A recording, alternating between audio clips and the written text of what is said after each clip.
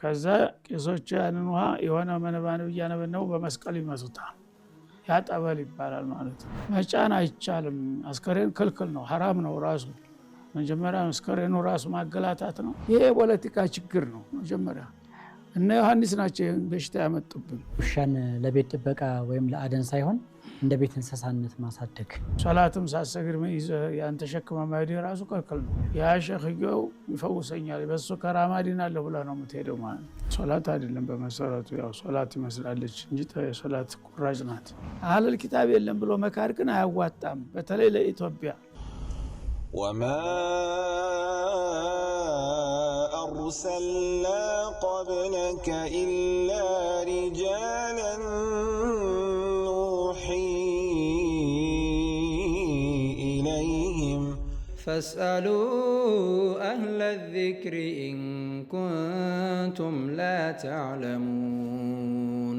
بسم الله الرحمن الرحيم. الحمد لله رب العالمين، والصلاة والسلام على أشرف خلق نبينا محمد وعلى آله وأصحابه ومن تبعهم بإحسان إلى يوم الدين. أما بعد ودنا يتكبراتشو يا أفريكا تلفزيون ተመልካቾቻችን የዛሬው አልፈታዋ ፕሮግራማችን ከውዱ ሼኻችን ጋር በመሆን ወደ እናንተ መተናል ኢንሻአላህ። ከዚህ በፊት ስታደርጉት እንደነበረው ስክሪን ላይ ባለው ስልክ ቁጥር በመደወል ማንኛውም ጥያቄ መጠየቅ ትችላላችሁ ኢንሻአላህ። በተቻለ መጠን ግልጽ የሆነ አድርጋችሁ ለመጠየቅ ትሞክራላችሁ ማለት ነው ኢንሻአላህ። እስከ ፕሮግራማችን ፍጻሜ አብራችሁን ቆዩ። شيخي أهلا وسهلا إن شاء الله.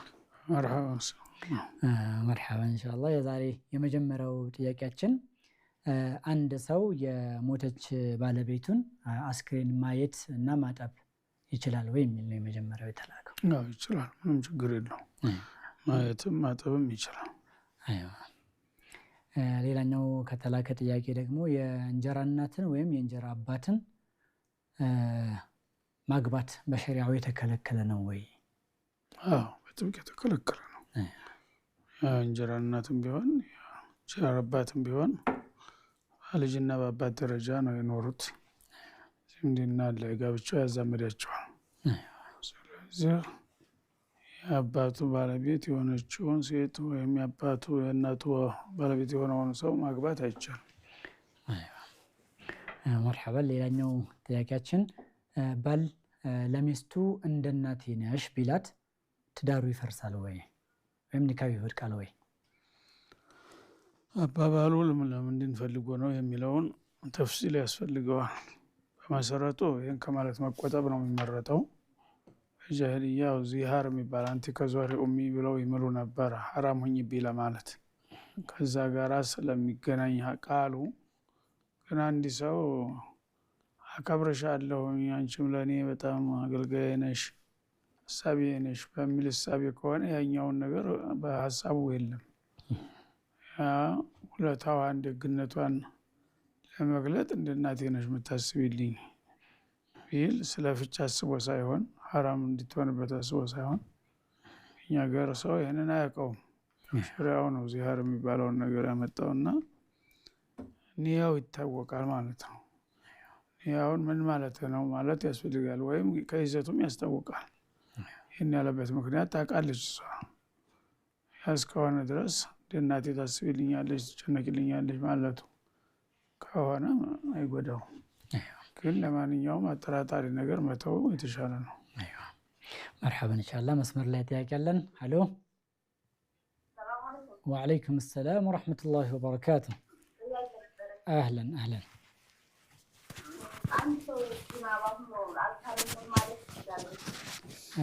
جنابه هنا. أيوة مرحبا. أشي. أشي. ሙሉ ሳንለፍ ብንቀራ ተዋላ ዋላ ሲሆን ደብተን እንደገና መቅራት ይግድ ማለት ያለብን ለምን ባለንበት ሐዋል ግልጽ አፍ እስኪ ሁለተኛውን ጥያቄ ቁርአን በሚቀራበት ጊዜ ማለት ነው ቦታ ላይ ስንደርስ ሙሉ ልብስ ሳንለፍ እንችላለን ማለት የሶላት ልብስ ማለት ነው።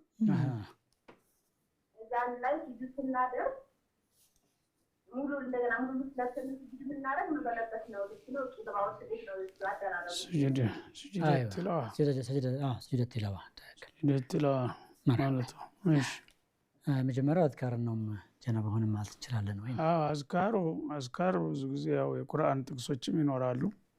አዝካር ሱብህ ወልመሳ ሙዓውዘተይን አየተል ኩርሲ ምናምን የመሳሰሉት እነሱን ታልፏቸዋላችሁ አዝካር ላይ። አንዳንዶች እንኳን በዚክር ንያ ከሆነ ይቻላል የሚሉ ቢኖሩም ቁርአን ያው ሁልጊዜም ጀናባ ያለበት ሰው መቅራት የለበትም ነው ትክክለኛው አባባል።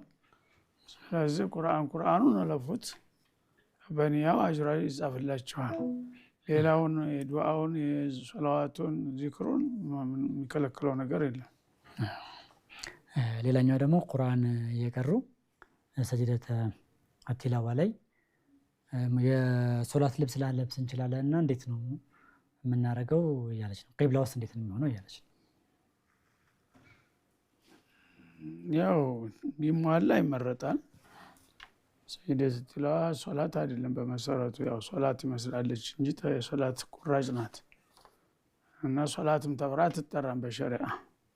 ሰጅደተ አቲላዋ ሰጅደተ ሹክር የሚባሉ አሉ። ስጁድ ብቻ ነው አንድ ስጁድ ብቻ ያ ሶላት ስለማይባል ያው إذا احتلم عنه إذا بلغت المرأة الحنثى فلا إلا بخمار من الحديث ለሶላት ነው። ፈርድም ሆነ ሱና ሶላት ከሆነ ሩኩዕ ስጁድ ያለው ሶላት ምንጊዜም ቢሆን ያው መሸፈን ግዴታ ነው ማለት ነው።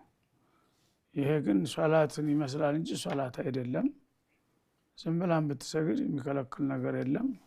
ታደረገች ደግሞ ጥሩ ነው። በቅርቡ በቀላሉ ማድረግ የምትችል ከሆነ። መርሐባ። ሄሎ ወዐለይኩም ሰላም ወረሕመቱላህ። እሺ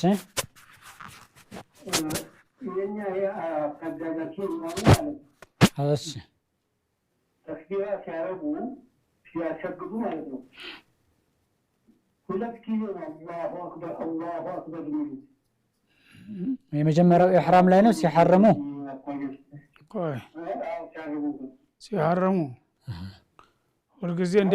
ሁልጊዜ እንደ ልማድ ያርገው ነው የሚደጋግሙት ወይስ እንደው አንድ ቀን አረብ አስተውሰናቸውም ምንም መመለስ አልቻሉም። ለምን አላሁ አክበር ስጠይቋቸው ምን ይላሉ? ምክንያቱም እንዳውም ሙስና በዚህ በገዛ አካባቢ ያሉ ሼኮች ነው ጥቡም ማለት ነው እንደዚህ የሚያሰክሩት አሉ። ዕልም የላቸውም ማለት ነው። ተሌላ ሰው ያዩትን ብቻ ነው ይዘው ነው የሚያሰግዱት እንዴ? እንደዛ መሆኑ ነው ከሐዲስ ከምንም ያሰንደለም ይህን ማድረግ አይቻልም። ረስቶ ከሆነ ወይም ያላልኩ መስሎት ሊያስተካክል ከሆነ አንዴ በድንገት ሲሳሳት ሊያርመው ይችላል። በቋሚ መልኩ ሁልጊዜ ማድረግ ግን አይፈቀድም። በቋሚ መልኩ አይደረግም። መን አህደተ ፊ ዲኒና ማ ለይሰ ሚንሁ ፈሁወ ረድ። ተክቢራ መደጋገም አንድ ቦታ ላይ አይቻልም። ሶሉ ከማ ረአይቱሙኒ ኡሰሊ፣ እኔ ሰግድ እንዳያችሁት እንደኔ አሰጋገር ስገዱ፣ ሳጨምሩም ሳቀንሱም ከእኔ እንደወረደው ስገዱ ነው ያሉት ነብዩ። ስለዚህ መደጋገም አይቻልም። ምናልባት ነገሩታ ይሄንን አስተካከል ብላችሁ ጀማዓውን ነው ጀማዓዎች ጋር ተነጋገሩ። የነገር አይሆንም አሉ። ያው ተጨማሪ አስፈላጊ ነው። ለምሳሌ ሁለት ጊዜ ሩኩዕ ቢያረግ ቀጠለ ዝም ብላችሁ ተውታላችሁ? በአንድ ረካዓ ላይ እንደ ሱጁዱ ሁለት ሩኩዕ እያረግ ቢያሰግዳችሁ ምን ታረጋላችሁ?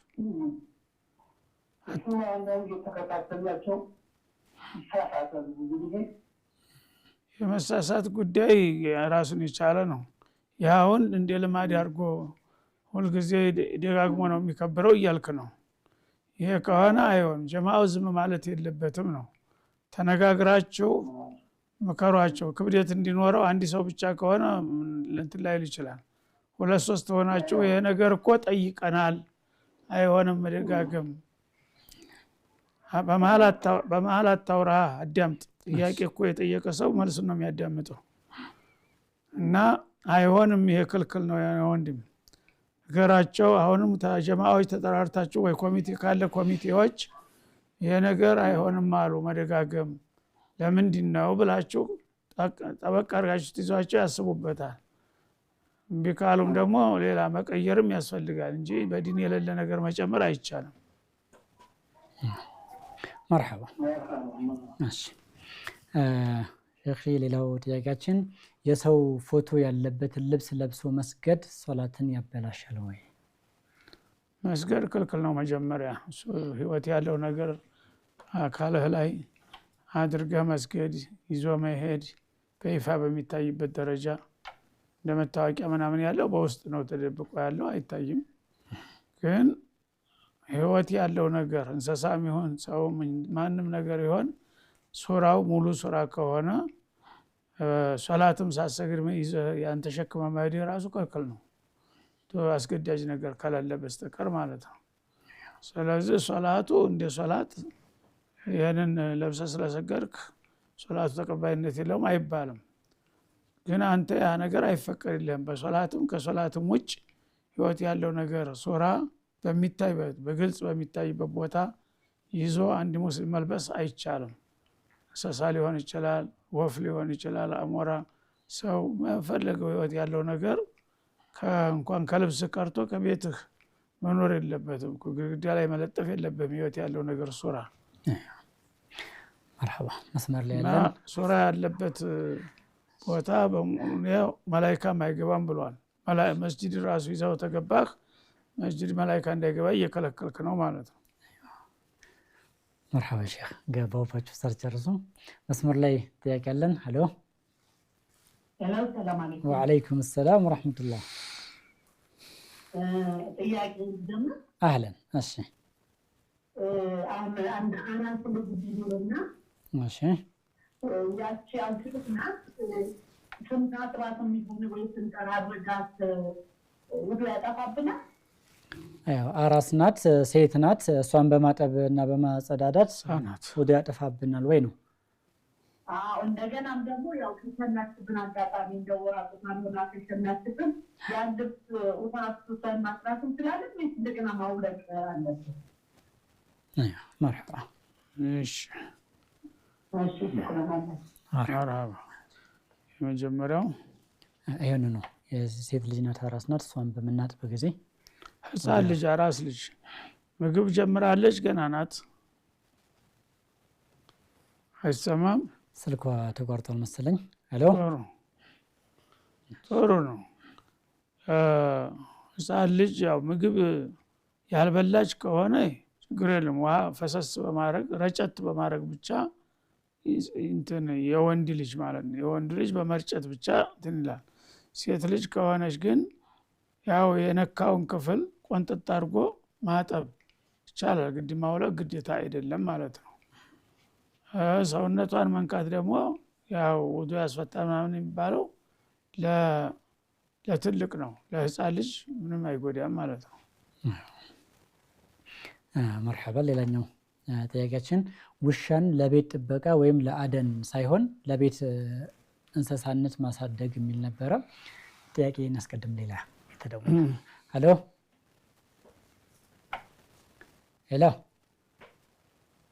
ሄሎ مرحبا قالوا نقا السلام عليكم وعليكم السلام ورحمة الله ጥያቄ ነበረኝ እሺ مرحبا እሺ የማነ ዘመዴ ሳውዲ አረቢያ ነው የምኖረውና መኪና ገይቶም ነበረ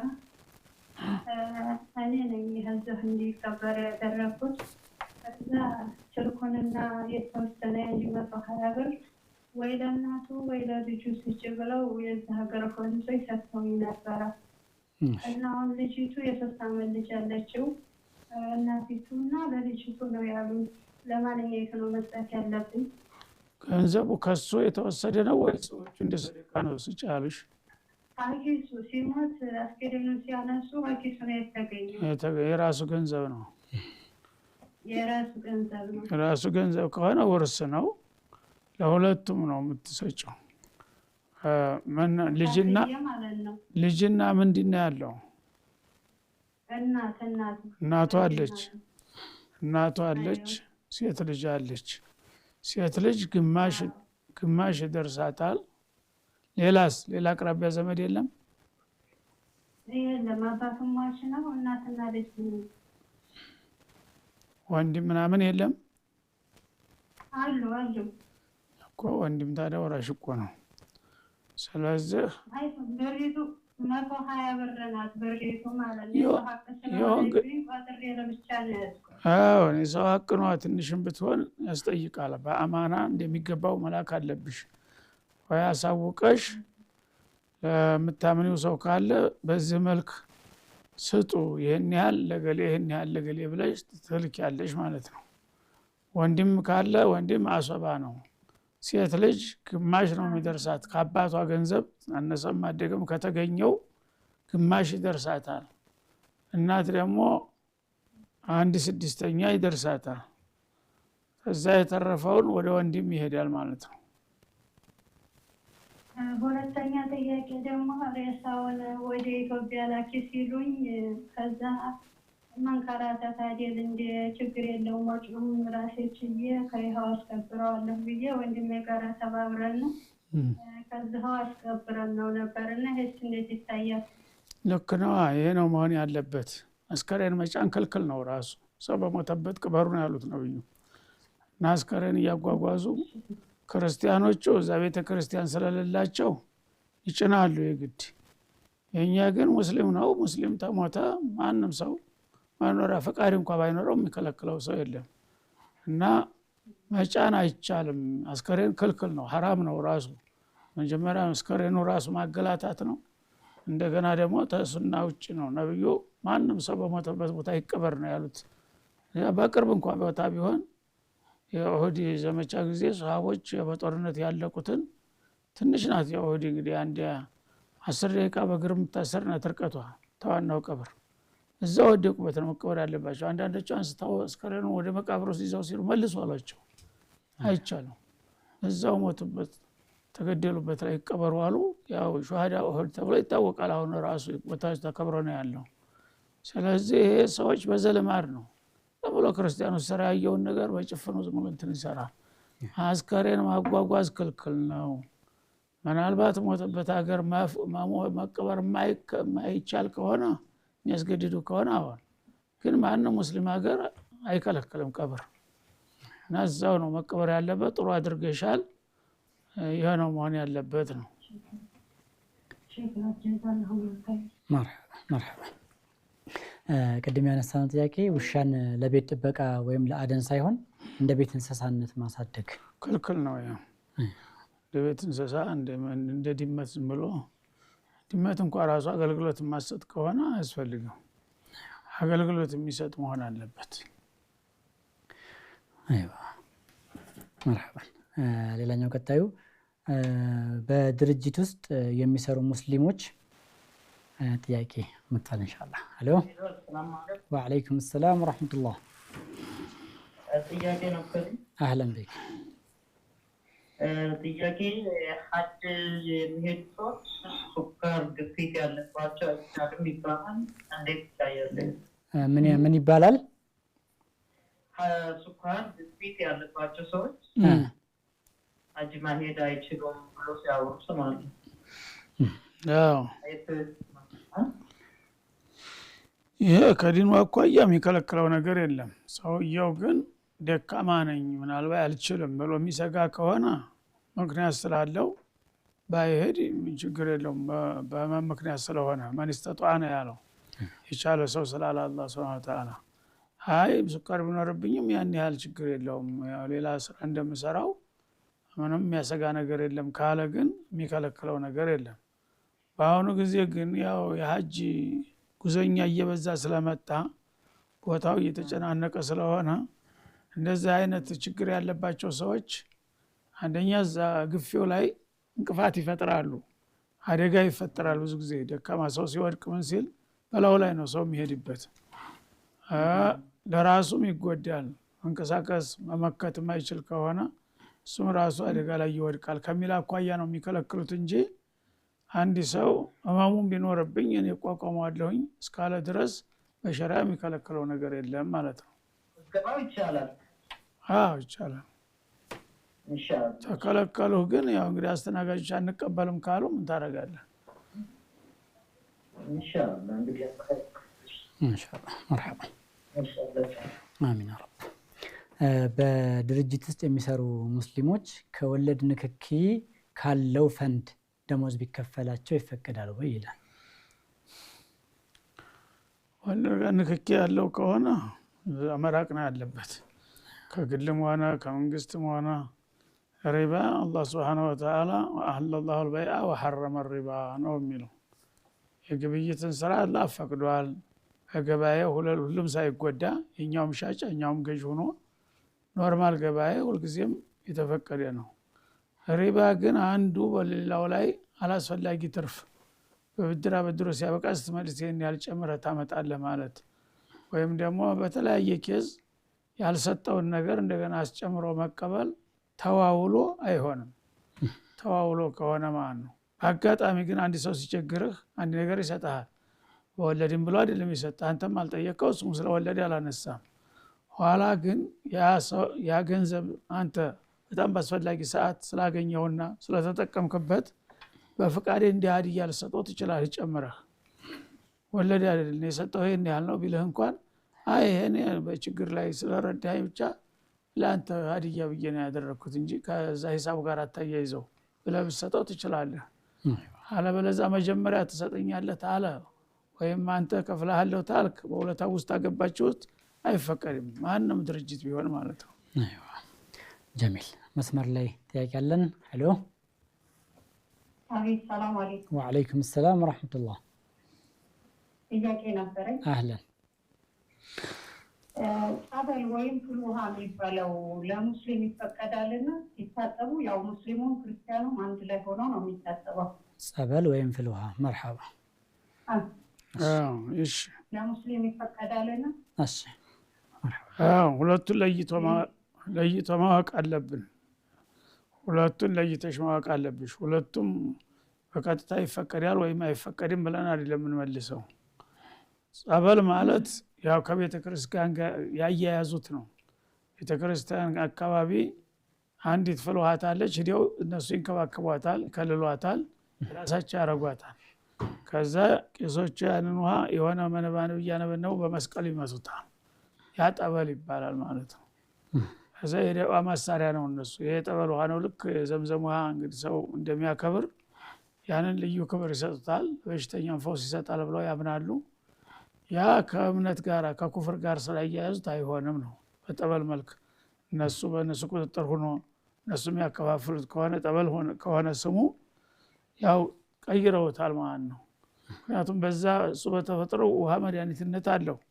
ያንን ነገር ግን ያው ጣዖቱን ያዳነህ ለማለት ነው ለማዋደድ የሚጠቀሙበት ማለት ነው ፍል ውሃ ዝም ብሎ በባዶ በበረሃ ቦታ ማንም አይቆጣጠረው ቦታ ድንገት ፍል ውሃ ይገኛል ያኔ እነሱ ሳይቆጣጠሩት በፊት ዝም ብሎ በተፈጥሮ ሞቅ ውሃ ነው እዛ ሄዶ ቢታጠብ አንድ ሰው አይከለከልም ችግር የለውም እነሱ ግን ጠበል ብለው ተሰየሙትና በእነሱ አስተዳደር ስር ከሆነ በኋላ አይፈቀድም ምክንያቱም ያንን ውሃ እነሱ ለቤተ ክርስቲያኑ ማዋደጃ ነው የሚያደርጉት እዛ ሰዎች እንግዲህ የጨነቀው ሰው መጣል በጠበል ታጠብ ትድናለህ ማርያም ትፈውሳለች ገብርኤል ይፈውሳል በእነሱ አምነን ብለው ነው መጀመሪያ ያ ነገር እንግዲህ በአጋጣሚ ፍል ውሃው እንደ ፍል ውሃ ቢያድነው እንኳን ያው የጣዖቱን ያዳነህ ብለው ነው እንትን የሚሉት እዛ ማዋደጃ ስለሚያደርጉት ያ አይሆንም ማለት ነው ዝም ብሎ በበረሃ ማንኛውም ቦታ ላይ የሚገኝ ፍል ውሃ ቢታጠብ ግን ችግር የለውም ማለት ነው መርሐባ ረፍት እንወስዳለን ኢንሻአላህ ውድና የተከበራችሁ ተመልካቾቻችን አፍታ ረፍት ወስደን ተመልሰን እንገናኛለን ሰላም አለይኩም ወራህመቱላሂ ወበረካቱ وما أرسلنا قبلك إلا رجالا نوحي إليهم فاسألوا أهل الذكر إن كنتم لا تعلمون السلام عليكم ورحمة الله وبركاته كرفتاتشين تملسن متنال ሼክ ከረፍት በፊት ያው ጸበል መጠቀምና ፍል ውሃ መጠቀም የሚል ጥያቄ ተነስቶ ምላሽ ተሰጥቶ ነበረ። እዛው ጋር አያይዘን እንደ ጸበል ብቻ ሳይሆን ይሄ የሼኾቹ የባረኩት ቦታ ነው ሼህ እንትና እንደዚህ ያደረጉት የሚል ነገሮችም አሉና ከሱ ጋር አያይዘንም ደግሞ ብንመለከተው ኢንሻአላህ። አዎ ሰው ጋር መያያዝ የለበትም። ውሃው ጊዜ ነብዩ እንኳን አለይሂ ሰላቱ ወሰላም መጨረሻ ባለፉበት ህመማቸው ህመሙ ሲጠናባቸው ውሃ አምጡና ቀዝቃዛ ውሃ ድፉብኝ አሉ። ቀዝቃዛ ውሃ አምጥተው ደፉባቸው። በቃ በቃ እያሏቸው በመሀል ዝም ብለው ደፉባቸው። ኋላ ለምንድን ነው በቃ እያልኳቸው የምትጨምሩት ብለው ተቆጡ። እና ያው በተለይ አንዳንድ በሽታዎች ቀዝቃዛ ውሃ እንትን ሲላቸው የሚያሞቅ እንደ ወባ ያለው ምናምን ውሃ ቀዝቃዛ ውሃ ራሱ ይፈውሳል። ማንኛውም ይሄ እንትን እንኳን ሙቅ ውሃ ሳይሆን ማለት ነው። ይሄ ደግሞ ሙቅ ውሃ የሚባለው ልክ እንደተፈላ ላቦቱ እየተጥለገለገ ነው የሚወጣው ከምድረ ከርስ ሲወጣ ራሱ። ያ በዛ መልኩ አላህ በተፈጥሮ መድኃኒትነት አለው ብሏል። ችግር የለውም ይሆናል። አንድርብ ማን ነው እርኩድ ቢሪጅሊከ ሃዛ ሙግተሰሉን ባርድ ወሸራብ ይላል ነብዩላህ አዩብን እንትን ሲሉ እግርህ እንዲመታውና ውሃ ይወጣል። እንዲህ ሲመቱት ትልቅ ብሎ ወጣ። ከዛ ሁለት አይነት ባህሪ ያለው ቀዝቃዛና ሙቅ ውሃ ወጣ። ተቀዝቃዛው ጠጣ በሙቁ ታጠብ አላቸው። ወዲያው ተፈወሱ ይላል ማለት ነው ቁርአን። እና በተፈጥሮው የተለያዩ ቦታዎች ላይ ምንጭ ውሃ ይፈነዳል። ያ ምንጭ ውሃ ደግሞ ሰዎች በተለምዶ ዝም ብለው ይታጠቡበትና እዛ ሙቅ ውሃ ነው የታወቀ ነው። ያን የፈለገ ሰው ሁሉ ይታጠባል። አላህ ሰበብ አረገለት ይፈውሰዋል። አልሆነም ደግሞ እንደ ማንኛውም መድኃኒት ላይሰራም ይችላል ማለት ነው ከአምልኮት ጋር ሳይያያዝ። ግን በቤተ ክርስቲያን ሄደው ጠበል ብለው ስሙንም ቀይረው እንደገና የተለያ መነባንብ ተደርጎበት በመስቀል እንደዚህ ተቀደሰ እየተባለ ከሆነ በቀጥታ ከሃይማኖት ጋር አያያዙት ማለት ነው። ምንድነው ያ ውሃ በተፈጥሮ እንኳን ቢፈውስ ቤተ ክርስቲያኑና ወይም ያ እንትን ነው ያዳናችሁ ብለው ለማዋደድ ይጠቀሙበታል። ውሃው በተፈጥሮ ውሃ ሆኖ ነው የሚያገለግለው። ስለዚህ ወደ እኛም ስትመጣ ሸኾች በአንካሴያቸው ወግተው ወይም በሲዋካቸው መሬቱን ወግተው በታምር ፈለቀላቸውና በዛ መልክ ነው ይሄ እንትን ውሃው የመጣው ታልክ ልክ እንደነሱ ሌላ ሀገር አያያዝከው ማለት ነው። ያ ሸኽየው ይፈውሰኛል በሱ ከራማ ድናለሁ ብላ ነው የምትሄደው ማለት ነው። ያ አይሆንም። የእኛም ሆነ የሌላው ግለሰብ ጋር ህይወት ጋር የተያያዘ ከሆነ አይሆንም ነው። ሹክራን ሼክ። መስመር ላይ ጥያቄ አለን። ሄሎ ወአለይኩም ሰላም ወራህመቱላሂ ወበረካቱ። ጥያቄ ነበር። እሺ ሱጁድ ላይ ስንወርድ በተመሳሳይ ሰዓት ግንባራችን ማፍንጫችን እንደሚመታ በመቀጠል ደግሞ አፍንጫችን ጥያቄ ስጁድ ላይ ስንወርድ እስኪ የመጀመሪያው ስጁድ ላይ ስንወርድ ረጋ ብለሽ ተናገሪ። አትደራርቢ። ረጋ ብለሽ ተናገሪ። ስጁድ ላይ ስንወርድ ማለት ነው። እሺ መጀመሪያ ግንባራችን ከዛ በከፊል አፍንጫችን ነው መሬት የሚነካው ወይም መጀመሪያ ግንባራችን ከዛ ደግሞ አፍንጫችን በከፊ እሺ ለሁለተኛ ጥያቄ ተከተሉ ብዙ አይጎዳም፣ ችግር የለውም እንደሚመቸው። መጀመሪያ በግንባር ቢሆን ይመረጣል። ግንባሩ መሬት ተነካ በኋላ አፍንጫው መንካቱ አይቀርም፣ ግን አፍንጫውን እንደ ተከታይ አድርጎን ያስነካዋል ማለት ነው። አንዳንዱ በግንባሩ ብቻ ተቀስ አድርጎ የሚነሳ አለ። አንዳንዱ በአፍንጫው ብቻ ነክቶ ግንባሩ ሳይነካ የሚነሳ አለ። ሁለቱም ስህተት ነው። ዳውሳ ስጁድ ላይ ግንባርም አፍንጫም ይሳተፉ ነው። ቅደም ተከተሉ ማንኛው ፊት ደረሰ የሚለው አያስቸግርም። ግን በግንባር ብቻ ተደርጎ አፍንጫ ሳይነካ ኡሚርቱ አን አስጁደ ዐላ ሰብዐቲ አዕዳኢን ካሉ በኋላ አልጀብሃ ወአሻረ ኢላ አንፊ ይላል። አንደኛ ከሰባቱ አካል ክፍሎች ግንባር አሉና በጣታቸው ደግሞ አፍንጫ እንዲጠቀሱ ተግንባር እስከ አፍንጫ ማለት ነው። ተግንባር እስከ አፍንጫ ሁለቱም ይገኝ ነው። ከዛ በኋላ ሁለት መዳፎች መሬት የያዙ በስጁድ ጊዜ ሁለት ጉልበቶች፣ ሁለት የእግር ጫማዎች፣ እነዚህ 6 7 ይሆናሉ ማለት ነው። እና ቅደም ተከተሉ አይጎዳም። መጀመሪያ ያው ግንባር አፍንጫ ይጎዳል ምናልባት በሱ ላይ ድንገት ተወደቀበት ማለት ነው። ግንባሩን መሬት ይነካና እንደገና ደግሞ እሱንም አፍንጫንም በተጨማሪ መሬት እንዲነካ ማድረግ ይኖርበታል ማለት ነው። مرحبا ለሁለተኛ ጥያቄ አለን። ሄሎ ሰላም አለይኩም። ወአለይኩም ሰላም ወራህመቱላህ። ተቋርጦ ነበረ ልቀጥል አይደል ጥያቄ? ቀጥያ። ሁለተኛው ጥያቄ ደግሞ ሙስሊም ካልሆነ ሰው ደም መቀበል እንደ ልገሳ ማለት ነው ይቻላል ወይ መቀበል ለሙስሊም ሰው? ኦኬ ሙስሊም ካልሆነ ሰው እንደ ደም አንሶት ደም ልገሳ ከዛ ሰው ቢቀበል ሙስሊም ካልሆነ ሰው ሙስሊም የሆነ ሰው ደም መቀበል ማለት ነው። አይዋ مرحبا እሺ ነው ጥያቄ። እሺ ደም መሰረቱ ያው ደም ነጃሳ ነው በመሰረቱ የሙስሊምም ይሁን የካፊርም ይሁን ደም የሚወጣበት ጊዜ ነጃሳ ነው። ከመሆኑ ጋር ضرورات ቢሆን መضرات የሚባል ነገር አለ። እንዲህ ሰው የደም እጥረት አጋጥሞት ቶሎ መተኪያ ካልተሰጠ ህይወቱ የሚያሰጋ ከሆነ የካፊርም ይሁን የሙስሊምም ይሁን ያስተሚመረጥ ድረስ ጊዜ ፋታ አይሰጥም። በተገኘው መጠቀም ይችላል ማለት ነው። እና ደም የካፊር ደም ስለሆነ ካፊር ያገኛል ብሎ አይስጋ። ካፊር የሚያደርገው የኢቲካዱ ነው። እንዲህ ሰው የሰው አካል አንተ ላይ መጥቶ ስለተጨመረ አትከፍርም። የቅድሙ ጥያቄያችን ከ10 ዓመት በፊት የተበደረው 10,000 ብር ዛሬ የገንዘቡ የመግዛት አቅም በከፍተኛ ሁኔታ ቀንሶ እያለ በዛው ቁጥር መመለስ ለአበዳሪው ጉዳት አይሆንም ወይስ ልክ እንደ ዘካ በወርቅ ተሰርቶ ነው መከፈል ያለበት ይላል? ሰውየው አይደለም አበዳሪውም ሆነ ተበዳሪው እነሱ አይደለም ዋጋውን ከፍ ዝቅ የሚያደርጉት። ያው ጦቢዒ ነው በሀገር የመጣ ነገር ነው።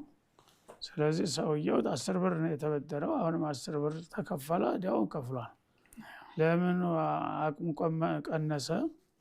እኔ አይደለሁም የቀነስኩት ጊዜው ነው የቀነሰው። ጠይቀው የቀነሰውን ክፍል ትለዋለህ ማለት ነው። እና ተቆጥሮ በላይ መጀመሪያ እንትን እንዳይል ቶሎ መጠየቅ አለበት።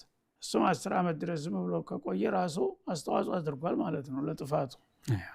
ስለዚህ በቅርብ ጊዜ የሆነ ኑሮ ብዙ ሳይጎዳ ሊደርስበት ይችል ነበር። ዝም ብለህ ታቆየው ወይ አፉ ብለው ከሆነ አፉ እያለሁ ማለት ወይም ደግሞ ይህን ያህል ቆይተህ በፈለገው ሰዓት አንጣ የምትለው ከሆነ ፈቅደህለታል። እሱ አይደለም ዋጋውን ያገሸፈው። ስለዚህ ያን ቁጥሩን ከሰጠህ ምንም ሌላ ነገር አያስፈልግም። አይዋ مرحبا መስመር ላይ ጥያቄ አለን። ሄሎ ሄሎ ሰላም አለይኩም። ወአለይኩም ሰላም ወራህመቱላህ። እኔ ልጠይቅ? ጠይቅ። ይኸውልህ እንትን ነበረኝ ባለቤቴ የልደት ኮፍያ አለ አይደለ? የህፃናት ካርቶን ላይ በካርቶን የሚሰራ ኮፍያ ትክክል። እሱን መስራት ይቻላል አይቻልም? በዛ ላይ ደግሞ ሃፒ በርዝዴይ ተብሎ ላይ የሚታተም ወረቀት አለ በቀለም የሚሰራ ማለት ነው። ኮፍያው ይቻላል አይቻልም የሚለው ነው። ኮፍያውን ለልደት የሚለበስ ኮፍያ ነው። እዛ ላይ መልካም ልደት ምናምን እያለ ይጻፍበታል በቀለም። እሱን መስራት ይቻላል ወይ ነው? ነው ኮፍያው ባለቤቱ የሚሰራው የሚሸጥ ነው ለህፃናት። ለህፃናቶች ነው የሚጽፉት። ለህፃናቶች ገበያ ላይ ለማውጣት ነው ለመሸጥ። ድምጽ ሄሎ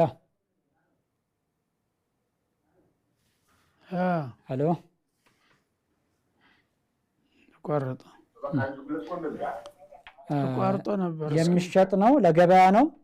አዎ ለገበያ የሚሸጥ ነው።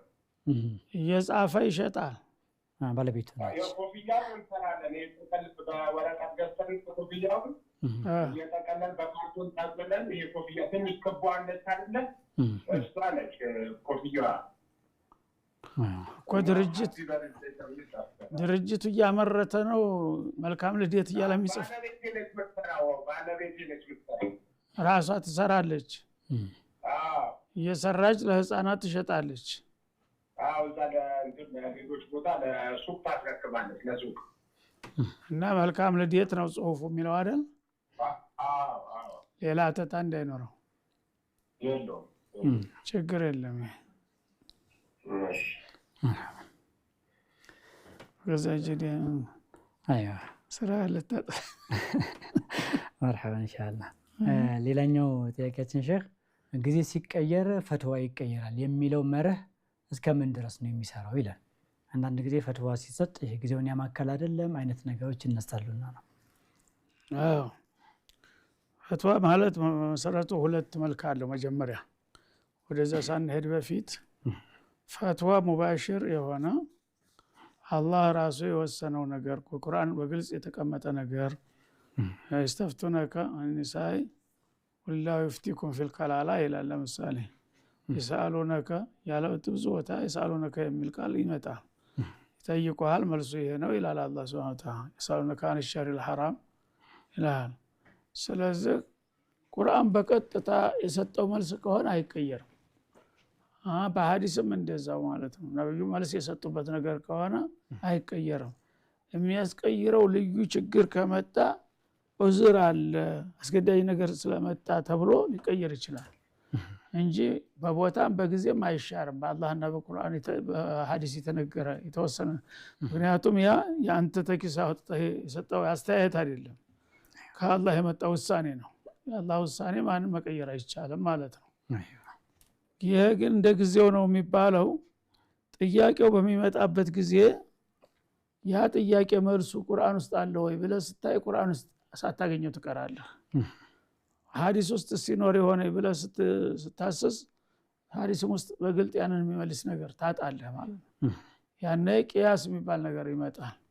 የዛን ነገር አምሳያ የሆነውን ነገር መልስ ተመሳሳይ ነገር ላይ ይሄ ነገር ይሄን ይመስላል ተብሎ ለዛ የተሰጠው ሁክም ለዚህኛው ይሰጣል ማለት ነው።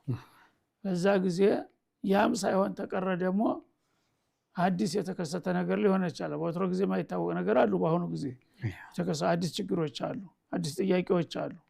እነዚህ ጥያቄዎች ወደ ሸሪዓ ውስጥ ታመጣቸው መልስ አልተገኘላቸውም። ታልተገኘላቸው አሊሙ ፈትዋ የሚሰጠው ሼክ ብቃት ያለው ከሆነ ይጨነቅበታል፣ ጉዳዩን ጥናት ያደርጋል። የተለያዩ ተቀራራቢ ነገሮች እንኳን ካሉ ብሎ ቁርአን ያስሳል፣ ሐዲስን ያስሳል። ሁሉን ነገር ያመና የተወሰነ ቀረቤታ ያለውን ነገር እሱን ታኮ የነገር ይሄን ይመስላልና በዚህ ነው ብሎ ውሳኔ ሊሰጥ ይችላል ማለት ነው። ይሄን ነገር ሌላ ዓሊም ደግሞ ቢያየው ከሱ በተሻለ ሁኔታ ደግሞ ወደ ሌላ ሊቀይረው ይችላል። ከዚህ ይልቁንስ ይሄን ነው የሚመስለው ይልና እሱ ደግሞ የራሱን መልስ ይሰጣል። በሀገርም በጊዜም ይቀያየራል። ሁኔታዎች ሲከሰቱ የተቀያየረ መልክ አላቸው። ያንን አይቶ ነው አመዛዝኖ አሊሙ ይሄ ከሆነ ለእንዲህ አይነት ነገር ተመሳሳዩ ይሄ ነውና ለዛ ደግሞ የተሰጠው መልስ ይሄ ስለሆነ የሷም ሳያ ነውና በሚል አጠጋግቶ ነው የሚሰጠው ማለት ነው። እንደዛ አይነቱ ነው የሚቀየረው ማለት ነው። እንደዛ አይነቱ ሊቀየር ይችላል። ግን በቀጥታ ቁርአን መልስ ይሰጥበት ሐዲስን ሷይ መልስ ይሰጥበትን የትም ቦታ ቢሄድ ሊቀየር አይችልም ነው። አይዋ مرحبا شيخ የመጨረሻ ጥያቄ አለን። ሄሎ ሄሎ ሄሎ ድምጽ مرحبا اهلا اهلا وعليكم السلام ورحمة الله وبركاته. እናንተ ፈታዋ በጣም ወዳለሁ ታዲያ ወዳቸዋለሁ ላላዊ ሁላችንም አሁን ትንሽ ጥያቄ አለኝ። ቶሎ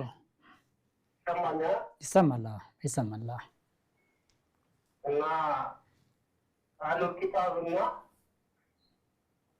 ቁርአን ያለው አህሉል ኪታብ ኢትዮጵያ ውስጥ ያለ አሁን ከነሱ እጅ መብላት ይቻላል ይላሉ ዑለሞቹ ፈትዋ ሲሰጡ። ከነሱ እጅ ነው። ቆይ ዝርዝር አትግባ፣ ጥያቄህን ብቻ ጥያቄውን በግልጽና ባጭሩ ሰዎች የሚሉህን ሳይሆን የራስህን ጥያቄ ብቻ አምጣ። መልሱን ለኛ ተዋለህ። አህሉል ኪታብ አለው ከነሱ እጅ መብላት ይቻላል ወይ ነው? በቃ ይሄ ነው ጥያቄው። እና አህሉል ኪታብ ማለት በቀድሞ መጽሐፍ የሚያምኑ ሰዎች አሉ ወይ በዛ ሀገር ነው አይደል?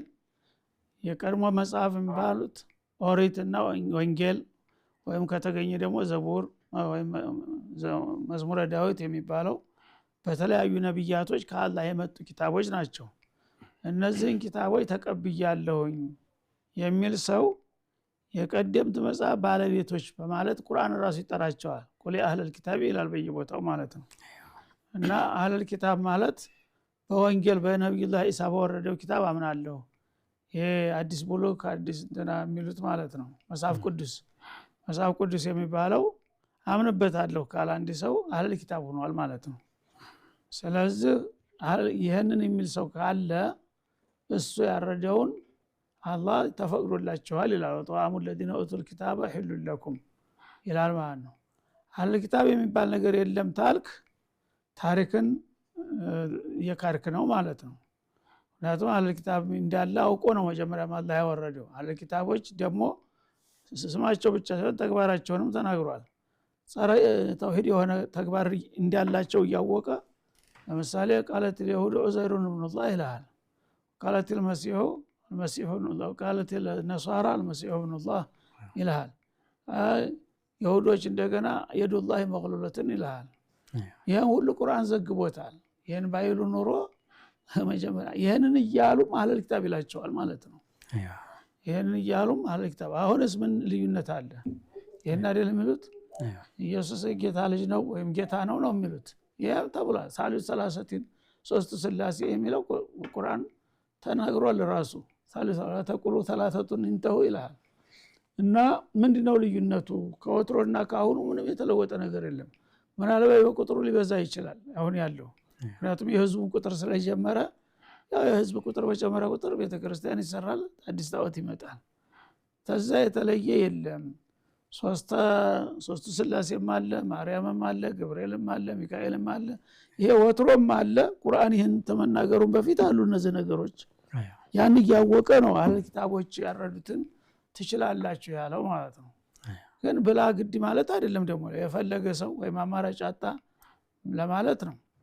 ታልፈለክ የራስህን ምን አልበላም ስጋ አልወድም ብትል ምን ችግር የሚያስገድድ ነገር የለም። አህለል ኪታብ የለም ብሎ መካድ ግን አያዋጣም። በተለይ ለኢትዮጵያ በሐዲስም በቁርአንም አህለል ኪታብ እንዳለ ተረጋግጧል። ሷሃቦች የመጡት አህለል ኪታብ ዘንድ አይደለም እንዴ? ነጃሺ አህለል ኪታብ ነበሩ እኮ።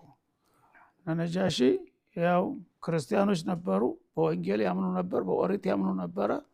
እና እንደውም አመሳክሮታል። ጃፈር ቁርአን ሲቀራለት ያንተ የምትለውና በሙሴ የመጣው ታንዲ መስኮት ነው የወጣው ብሎ ነው የመሰከረው ማለት ነው።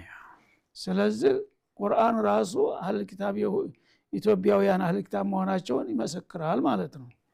እንደውም አውሮፓ ሄደህ ወይም አሜሪካ ሄደህ እነዚህ አህለል ኪታቦች አይደሉም ብትል በጊዜ በኋላ የመጡ ስለሆኑ ቁርአን እውቅና አልሰጣቸውም ለነሱ በክርስትናቸው ማለት ነው።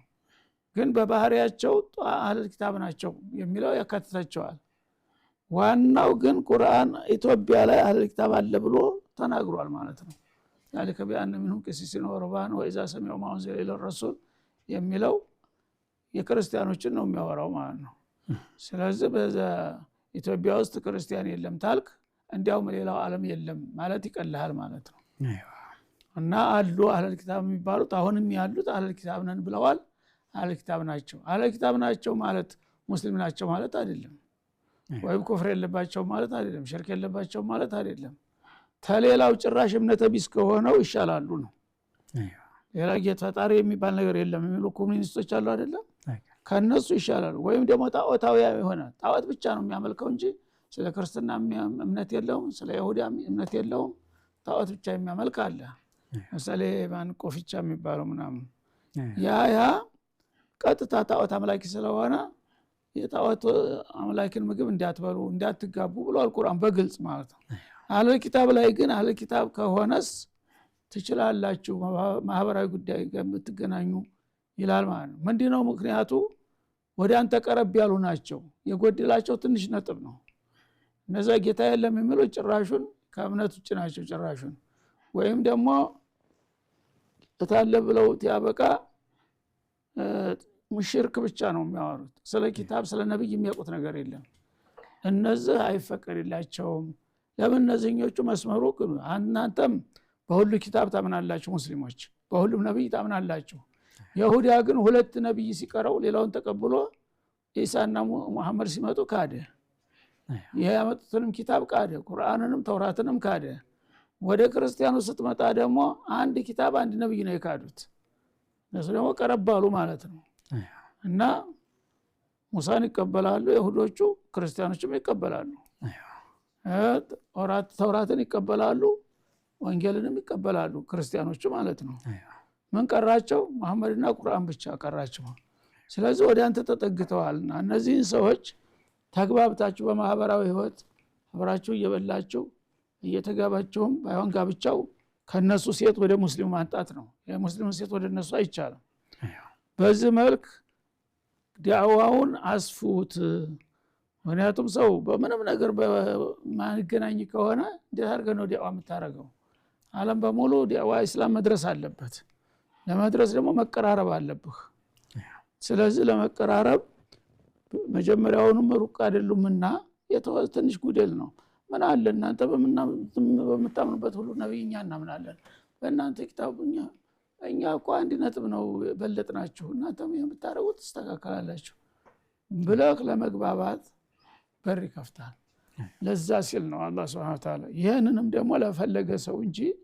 ግድ ብላ ከዛ አልፈህ ግን የነሱን ዝጋ የበላ ሰው ካፊር ነው ታልክ ደግሞ ቀጥታ አንተ ትከፍራለህ ለምን አላህ ያላከፈረውን አላህ ብሉ ይያለ አንተ አትብሉ ብለ ታላ የበለጠ አንተ ታዋቂ ሆንክ እንዴ ከነብዩ የበለጠ አንተ ታዋቂ ሆንክ ነብዩ ራሳቸው በተግባር ይሁዳ ግብዣ ጠርቷቸው ሄደው በልተዋል በቡኻሪ በሶሂህ ቡኻሪ እንዳለው ማለት ነው ምንድነው ይሄ ሁሉ ስለ ይሄ ፖለቲካ ችግር ነው መጀመሪያ እነ ዮሐንስ ናቸው በሽታ ያመጡብን ግድ ሰውን የኛን ስጋት አልበላችሁ ክርስቲና ካልተነሳችሁ ይያሉ እየቀጠቀጡ ስንት ሰው እንትን ሲላሉ ቂም አሳደሩበት ሙስሊሙ ላይ ሙስሊሙም ደራ ያዘው የራሱን በሬ አርዶ በኪሱ ደብቆ ይዞ እነሱ የሚሰጡትን በግራጁ ተቀብሎ ይሄኛውን በቀኝ እጁ አንስቶ ይበላ ነበር ያቂም ያደገ ሄደና የእስላምና የክርስቲና መለያ ስጋ ሆኖ ቁጭ አለ ማለት ማንም የለም እነሱም ላይ የለም እኛም ላይ የለም በእምነት ስጋት ተለያያል የሚባለው አንድ ሸህ እንዳውም የነገሩን ደሴ ላይ ራሱ ስብሰባ አደረግንና በዚህ ቁርሾ ክርክር ተደረገ ባለስልጣናት ባሉበት ቄሶቹ ዑለሞቹ ባሉበት ክርክር ተደረገና አንዱ ኖርባይ ሸህ እኮ ነው እና እኛ አብረን ነው የምንኖረው ሁሉ ነገር ባህላችን ተቀራራቢ ነው ምን ችግር አለ ምን ለየው በስጋ ብቻ ነው ብሎ ተናገረ አረ ሸዋ ይሳሳቱ አይልም ቄሱ ራሱ ለሸኽዬ የነገረን ራሱ አዋረደኝ እንዴ ብሎ ሸዋ ይሳሳቱ የኛ የለም ይሄኮ ወለተከንጃ መጡ ችግር እንጂ እና ሙስሊም ስጋት ብሎ የሚል ይወት አለኛ መጽሐፍ ውስጥ እናንተም ውስጥ እንደሌላ ቃልሆኛ አለኛ ደቦታ ስለሚያቀራ ሰው እኮ ነው ሰው እንዴ አርጎ ፈደኝ ብለው ራሱ ነው የነገረኝ ሰው እና ይሄ ወለተከኞች አንድ ሀገር አንድ ሃይማኖት አንድ ቋንቋ በሚለው የጋጤዎች መርህ በዛ ነው ይሄን ችግር አምጥተው ህዝቡ እንዲቃቃርና እንዲራራቅ ያደረጉት ሙስሊሙ ደግሞ ጫና ሲያረጉበት ሲያዋርዱት እኔስ የኔን እየተጠየፈ ለምን እሱ እንበላለሁ የሚል ትቢት ያዘው በዛ ዋጋ ተከፈለ ማይገባው ዋጋ በሺ የሚቆጠር ሙስሊም ታረደ በከ ላይ ቦሩ ላይ አልበላም ስንቱ ነው አንበላም ማቆ ዑለሞቹ ተከፍራለህ ይያሉ ፈትዋ ይሰጡ አላህ የፈቀደው ነገር በዛ ምክንያት ታምን ከፍር ዲናችን ይዘን መሞት ይሻላል ብለው ስንቱ ንጹሃን አለቁ እነዛ በዛ ጊዜ የነበረው ዑለሞች ተጠያቂ ናቸው አላህ እኔ መች ፈቅጄት ያበቃ ለምንድን ነው ማነው ሐራም ያደርግላችሁ ሲባሉ ለምን የሁሉ ሙስሊም አስፈጃችሁ ሲባሉ ምንድነው የሚሆነው ነገር እና አሁንም ያድበሰበሱ ዝም ብለው ይሄንን የሚናገሩት ሰዎች በተገላቢጦሽ እንዲያው ካፊር ናቸው የሚሉት ሁሉ አሉ ማለት ነው ሱብሃንአላህ ቁርአንን ያዘዘውን ነገር ስላዘዘ ሰው ከፈረ አንተ ቁርአን የፈቀደውን እየከለከልክ ሙስሊም ሆንክ እንዴት ሊሆን ይችላል እና በጣም ከባድ ነገር ነውና ይሄን ነገር ለመድ አብሮን ስላደገ ይሄ ቁርሾው ቂሙ ስር ስለሰደደ ነው እንጂ በጭራሽ በሌላ ዓለም እኮ ይሄ ነገር ጥያቄ የለም ጭራሽ አሁን አውሮፓ ብትሄድ አሜሪካ ብትሄድ ሩሲያ ብትሄድ ፈለከው ዓለም ክርስቲያን አለ አይደል ይሁዳ አለ አይደለም ጭራሽ ይስቁብሃል። ይሄ ሙስሊም ነው ያረደው ክርስቲያን ነው ወይስ? ጭራሽ ይሄ ችግር አልደረሳቸውም። እኛ የራሳችን ፖለቲከኞች ያመጡብን ጦስ ነው ይሄ እንጂ በጭራሽ ግልጽ ነው ይሄ ነገር ማለት ነው። ሽክራን ሼክ፣ በጣም ቆንጆ ማብራሪያ ነው። የዛሬውን ፕሮግራማችን እዚህ ጋር እንቋጫለን ኢንሻአላህ። ውድና የተከበራችሁ የአፍሪካ ቴሌቪዥን ተመልካቾቻችን የዛሬው አልፈትዋ ፕሮግራማችን ይህን ይመስል ነበር። በቀጣይ እስከምንገናኝ ድረስ የአላህ ሱብሓነሁ ወተዓላ ጥበቃ አይለያችሁ። አሰላሙ አለይኩም ወራህመቱላሂ ወበረካቱ። وما أرسلنا قبلك إلا رجالا نوحي إليهم فاسألوا أهل الذكر إن كنتم لا تعلمون